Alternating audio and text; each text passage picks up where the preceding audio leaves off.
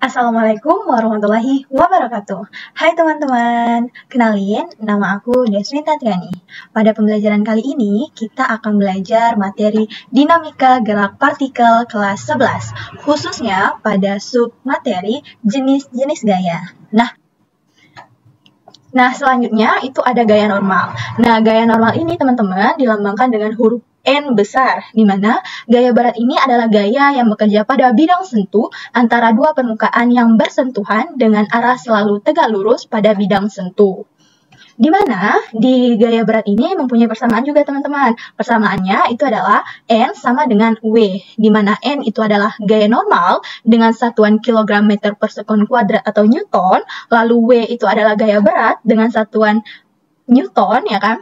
Lalu ada M, yaitu massa benda dengan satuan kilogram, dan G itu adalah kecepatan gravitasi bumi dengan satuan meter per sekon kuadrat. Jadi, rumus gaya normal itu sama dengan rumus gaya berat, ya kan? Karena N sama dengan W, di mana kita tadi belajar gaya berat, ya kan, teman-teman? Bahwa W itu sama dengan massa dikali percepatan gravitasi bumi. Oke, nah aku juga ada 4 gambar di sini menunjukkan keadaan arah gaya normal. Jadi, kalau suatu benda diletakkan pada bidang datar, maka arah gaya normalnya itu selalu, apa teman-teman? Selalu tegak lurus pada bidang sentuh. Jadi, kalau gaya berat tadi selalu menuju ke pusat bumi, tapi kalau gaya normal itu selalu tegak lurus pada bidang sentuhnya. Jadi, ini berarti langsung arah gaya normalnya itu ke atas, ya kan, karena selalu tegak lurus, ya kan. Gambar kedua juga ya teman-teman, tegak lurus terhadap bidang sentuhnya. Gambar ketiga juga ya kan, walaupun dia terletak pada sebuah dinding katakanlah, ya kan, tapi arah gaya normalnya itu tegak lurus terhadap bidang sentuhnya. Lalu baik gambar keempat itu sebuah benda yang diletakkan pada bidang miring, tetapi gaya normalnya selalu tegak lurus terhadap bidang sentuhnya. Seperti itu ya teman-teman ya.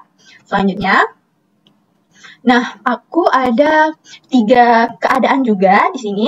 Misalnya pada gambar 1 ya teman-teman, di mana sebuah balok diletakkan di atas bidang datar, lalu ada gaya normalnya yang selalu tegak lurus terhadap permukaan atau bidang sentuh, lalu ada gaya berat itu selalu menuju ke pusat bumi ya teman-teman ya.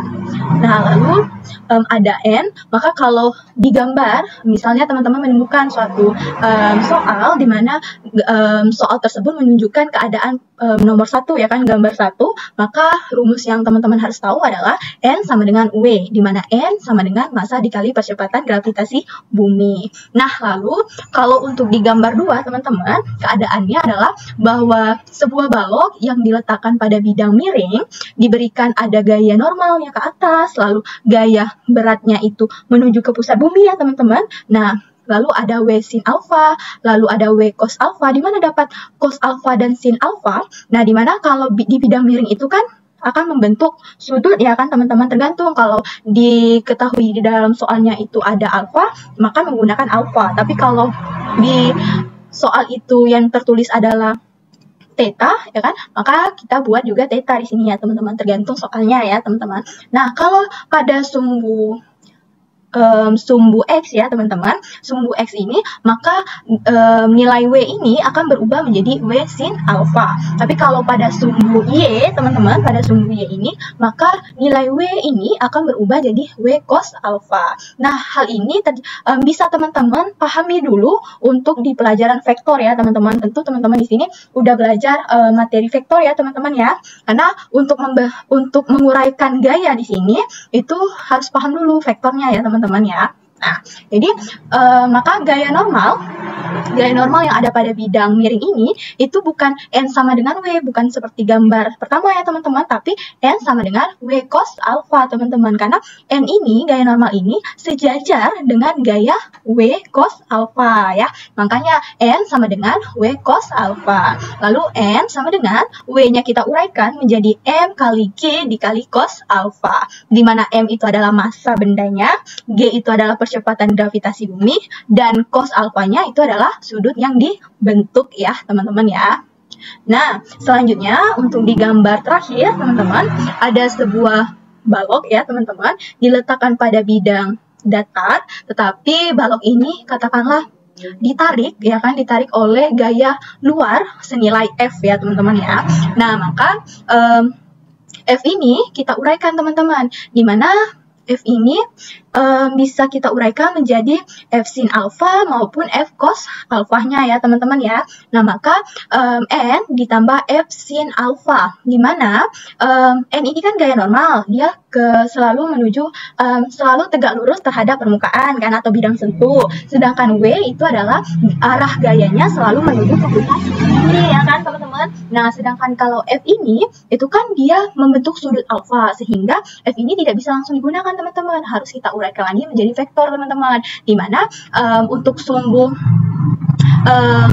Y itu kita menggunakan F sin alfa, lalu sumbu X itu kita menggunakan F cos alfa, seperti itu ya teman-teman ya. Maka terbentuklah gaya normal, gaya yang ke atas ya kan, katakanlah ke atas ini ya teman-teman, maka ke atas ini maka N plus F sin alfa ditambah W ya kan. Nah maka N sama dengan W dikurang F sin alfa, N sama dengan M dikali G dikurang F sin alfa, seperti itu ya teman-teman ya. Jadi kalau teman-teman menemukan di dalam soal itu ada keadaan 1, keadaan 2 maupun keadaan 3, jadi teman-teman sudah tahu untuk menguraikan gaya normalnya berapa nilainya maupun gaya beratnya berapa. Seperti itu ya teman-teman ya.